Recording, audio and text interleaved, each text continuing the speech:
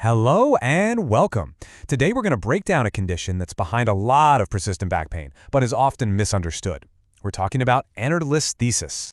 We've all had a sore back from time to time. But what if that nagging ache is your body trying to tell you something more specific?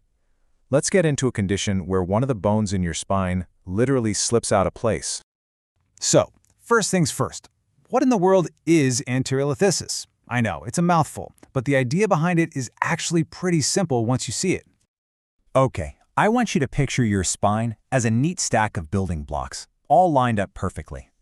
Now imagine one of those blocks slides forward, just a little bit, breaking that perfect line. That forward slip, that is the core of anterolisthesis. And as you can see here, when that happens, it can start to pinch nearby nerves, and that's where the real trouble begins. So, here's the official definition. It's all about that misalignment. One vertebra, one of those bones in your spine, slipping forward over the one right beneath it. This happens most often in the lower back, which, let's be honest, is why it's such a common culprit for that stubborn lower back pain so many people feel. And this image helps us get a little more specific. See, it isn't always just a simple slip. A lot of the time, it actually starts with a tiny stress fracture in a part of the vertebra. Once that little fracture happens, the bone has room to slide forward. So it's really that 1-2 punch, a fracture followed by the slippage, that defines the condition. All right, now that we have a good idea of what it is, the next big questions are why? Why does this happen? And maybe even more importantly, what are the red flags we should be watching out for? Well, the triggers are all over the map. It could be something sudden and dramatic, like an accident or a bad fall. But it can also be a slow burn. Over time, just age-related wear and tear can cause the cushy discs between your vertebrae to get thinner and weaker, making a slip way more likely. It can also come from the long-term strain of heavy lifting, intense sports, or sometimes people are just born with a spine that's a bit more prone to it. So, what does it feel like? Well, the number one sign is a persistent pain in your lower back or even your neck. But because those nerves can get pinched, you might also feel that weird tingling or numbness running down your arms or legs. Stiffness, muscle spasms, finding it hard to walk, those are all big clues. And I really have to stop and emphasize this last point. If you ever experience a loss of bladder or bowel control, that is a medical emergency. You need to get help immediately. Okay, let's shift gears and talk about the proactive stuff. What can we actually do to protect our spines and manage the symptoms if they pop up? Let's look at some steps you can take right at home. Protecting your spine really boils down to building healthy habits. A diet that's packed with bone builders like calcium and vitamin D is just fundamental. So is regular, moderate exercise to keep the core muscles that support your spine nice and strong.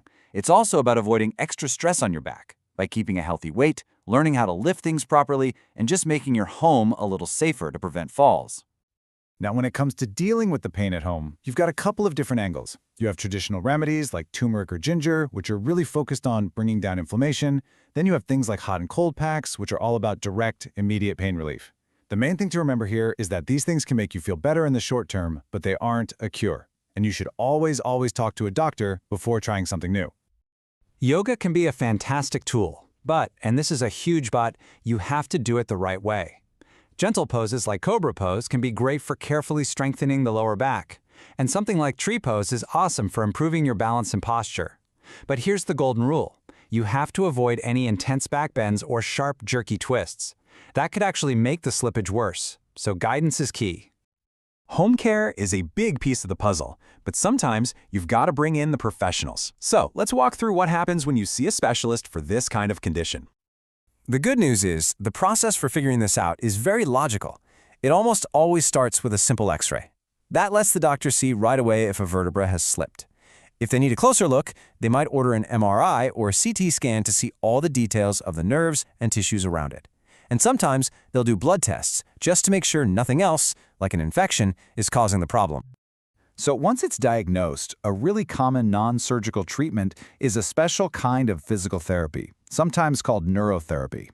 The whole idea here is to manage the condition without going under the knife.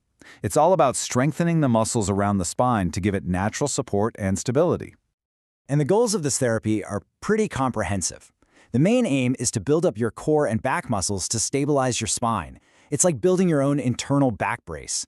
When you do that, it naturally helps reduce pain, improves your flexibility, and helps fix any posture issues that have cropped up. It's all about creating a stronger support system from the inside out. So, let's put this all together.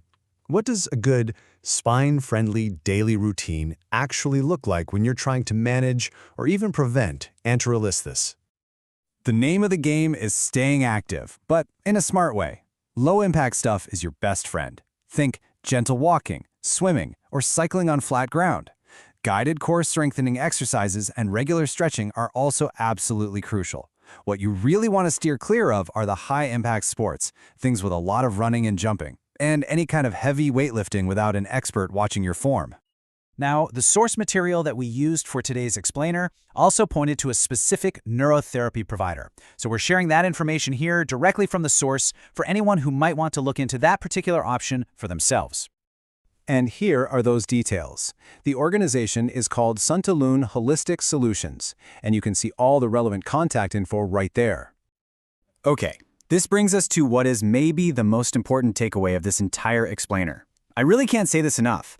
Before you start any new exercise program, any therapy, or any home remedy, you absolutely must talk to a doctor or another qualified healthcare professional.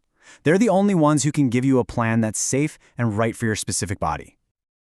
So, we'll end with a question for you to think about. Anterolisthesis is a specific condition, yeah? But it really shines a light on a much bigger issue. What are the small changes we can all make every single day in how we sit, how we move, and how we live to give our spines the support they deserve? Thanks so much for watching.